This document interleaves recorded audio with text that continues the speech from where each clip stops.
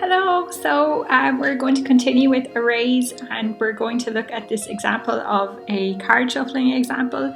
So I've no video on because it's easier to read with so much. So we've got three classes, a card class, a deck of cards class and a deck of cards test. In the first class, I'm going to talk through this. So this is our card class and we have two instance variables, one named face and the other suit, and they're both strings. And here's our constructor. So I take you back to a previous lesson where a constructor is the same name as the class, as you can see here. It doesn't have anything before it. It's accessible publicly here, and we can see here that it takes in two parameters. So when a new object is created or constructed, then it needs two parameters for this to work. So one being the card face and the other being the card suit. And then with that, then the card face goes in here and gets assigned to the face that's in the class, and the same with whenever this is called, whatever gets put in here, if I had an arrow, it gets put in here and then gets assigned to the suit for this class.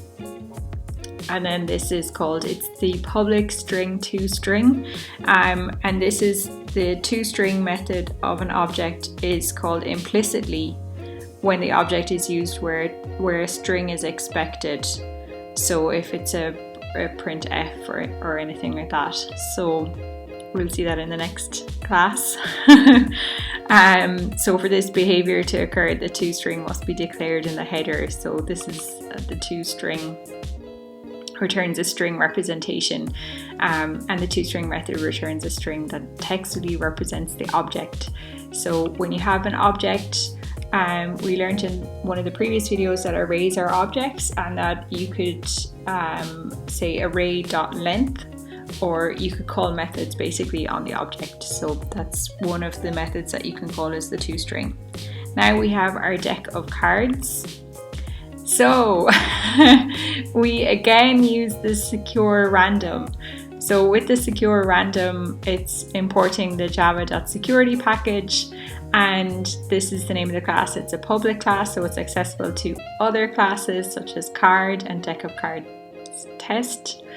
We have created SecureRandom here, calling it random numbers within this class, new object, and we have an int which is a constant and not changeable throughout our code. It's final, and usually you write this in capital letters as so, with the semicolon afterwards.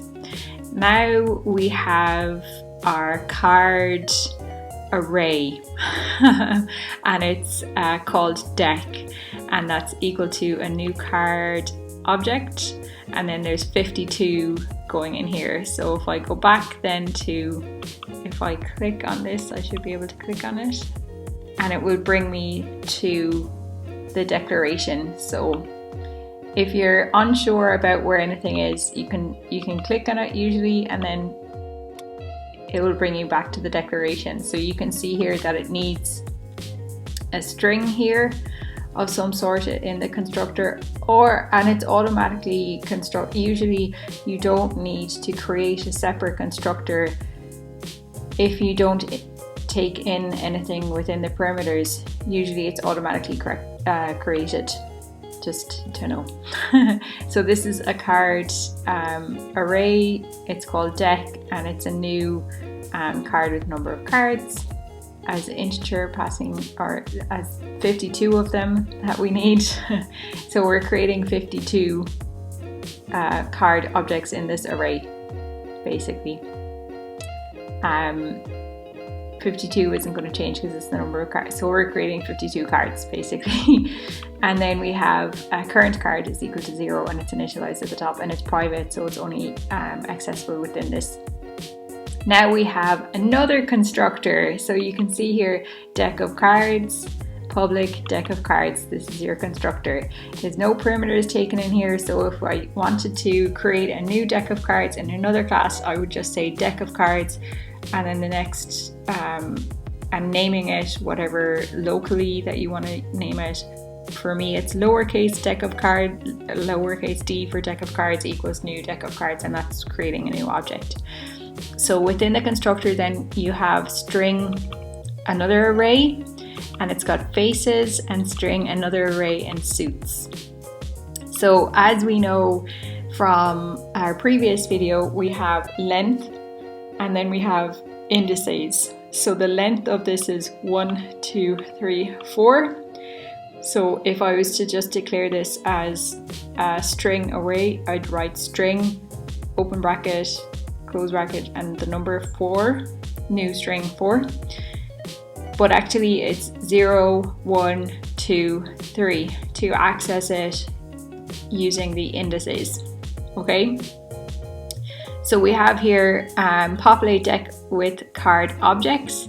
So we have a for statement, same as before, where we loop through our for statement, and we have int count is equal to 0, so that our 0 is the start, and then the deck dot length, which we already know is accessible when it's an array.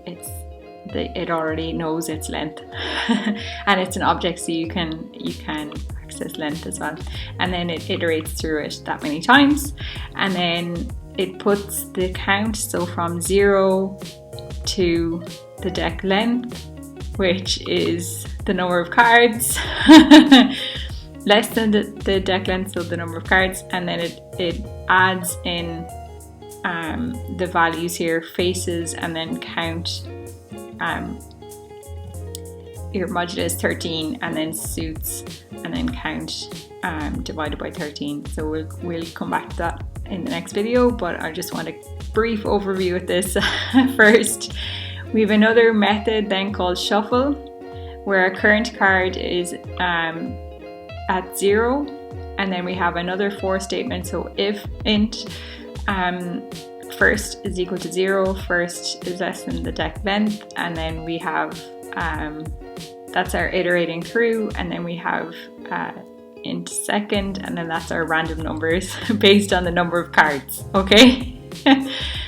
Now we have a very interesting thing, because we create a temp variable, which we haven't come across before. So when we want to use something and swap them out, then we create this temp variable. So if deck first is ace of spades and deck second is queen of hearts, then after the first assignment both array elements contain queen of hearts and ace of spades is lost. So the extra variable temp is needed. It's also recommended that you use so-called unbiased shuffling algorithm for real card games, but this is just what we're going to use at the moment. And when we use the temp variable, then it stores one of the two card objects being swapped, and after the for loops terminates, the card objects are randomly ordered.